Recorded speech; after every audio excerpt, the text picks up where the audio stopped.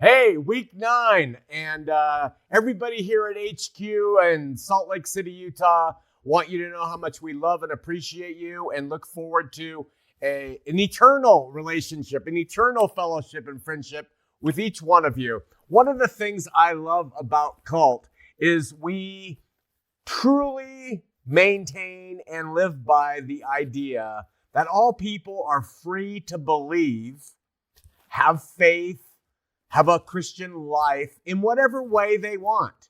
You can, I can, we are all free. All people with divergent beliefs and ideas are welcome here because our focus is on light and learning and love and liberty.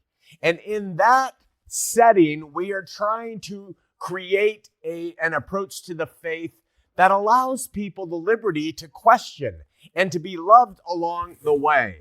With that being the case, I thought it'd be fun to throw out a few things that I believe. And as a means for you, most of our videos are what my perspective, right? And so I thought I'd just summarize like 5 of them, and it would just open up the conversation. I'll tell you in these 5 things what I believe, and that allows you to say, is Shawn wrong? If he is, do I still love him? Will he be my brother in the faith? Should I change my view? Is there something I'm missing?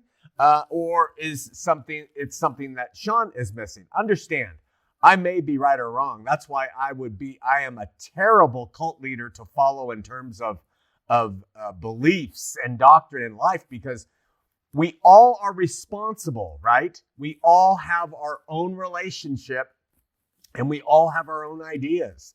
I try to do as much homework as I can to establish my views, but again, I can be wrong. We have the Catholic Church and we have the Mormon Church, and we have churches that have for centuries had scholars studying things, teams of scholars, and come up with views that are different from each other, right? So time and scholarship don't make you right. What makes you right is, have you tapped into what God says, because he's the one who has the authorship over all truth. So I could be wrong. You could be right. It doesn't, it's just opening these things up to the light allows for the wheels of change to occur, for growth to occur. So let me cover 5 things that I believe this week. I am not, number 1, a Trinitarian. I agree there is a Father who is called God. I believe that is God, the Father, and a Son who I see as God with us, and a Holy Spirit, which I see as God's Spirit. So there being 3, there's no problem with. So it's not the try of Trinity that bugs me. I agree they're all one God, but I don't see them as 3 separate persons like Manny, Mo, and Jack. I don't see the 3 persons making 1, 2, 3 one God. I don't see it that way. Though I could, because I could say, well, the Son was God, the Spirit's God, and the Father's God. I can say that they make one God, but I don't see them as separate, distinct persons. And that's what the Trinity teaches. There are 3 persons in one being, right?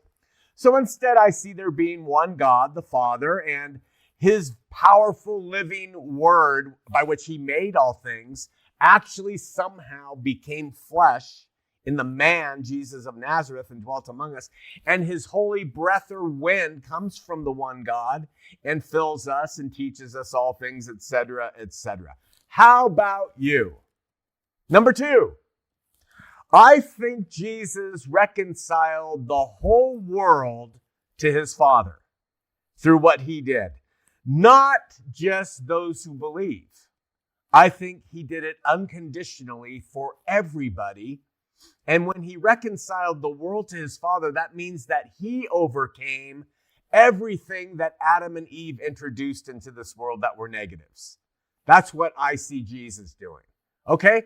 And so I don't think anybody is under any type of punishment or wrath or anger from God because of what Adam and Eve did, and it brought sin into the world and everything else. That, because we're sinners, has all been taken care of. So God isn't mad. I do also believe hand in hand with that is that everybody now has a choice. Do I want to pursue Jesus, the author and finisher of my faith, as a connection to get to God, or not? You're free. Everybody's free. We're back all in the Garden of Eden. Simple as that. And I don't think there's a punishment for those who say, I don't believe and I don't care and I'm not interested in God and his kingdom or his son. I just think they won't be part of his kingdom where he dwells after this life or here. They won't have relationship. He still loves them, but they won't have relationship. It's pretty simple. You just take like England and you take the castle where the queen lives. Might be a bad example, but there are people who have access to the queen. They are family. They're able to go into that castle. Now, England is a huge country, and so you have people living in the outskirts, and those people live happy lives, and they're farming and everything else, and they live their lives, and they're blessed. I see heaven no differently. That there will be a heavenly place that people in the outskirts will be, and they will be blessed. But the kingdom, the castle, where God and Christ dwell, where the tree of life is, that people who have the right to eat of it can enter in, that's for people who choose to believe. And I really see that as the assessment. How about you? Number 3, I think human beings all have free will in some shape or another. Now, that doesn't mean we aren't predestined and predisposed to certain things. Like I, have a cough and lungs like my dad, and that inhibits certain things in my life, right? I don't have the free will to be a sprinter because of my lung condition now. So there's mitigating factors we all face, absolutely. And I think God will take every mitigating factor and strip it away from your life when you're assessed for what you did. But I believe in the end, after all the mitigating factors that impose upon our free will are stripped away, every single one of us, to some extent or another, has had free will. And that is what we will be judged upon. What did you do with your free will? Some people say, I sought God, and because I wanted light. And some people will say, I sought self because I love the darkness of myself more than the light. And there is the assessment, right? So while we have deterministic factors, et cetera, I think all of us have free will. How about you?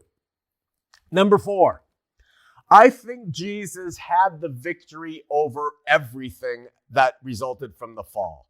That includes hell, which was a place that all the dead went, that was separated from God before he had his victory. I think hell and Satan and death and all of that stuff was gathered up, and Jesus at his cross, boom, crushed it. Gone, dead. I think that dark continues to exist, and human will, which can be very dark, continues to. I think we can do evil without the little imp Satan going on. But I just think, biblically speaking, Satan is done. Is evil done? No. No. Is darkness over? No. People love darkness more than light. But Satan, the guy, the player who did his thing, I think he and hell and all of that is over. What do you think? And why do you think it? And number 5, I think that because he had that victory, we no longer have to fear the life hereafter. That his victory allows believer and non-believer alike not to fear the hereafter. I think a good God, which is the God I follow, he gives us what we want.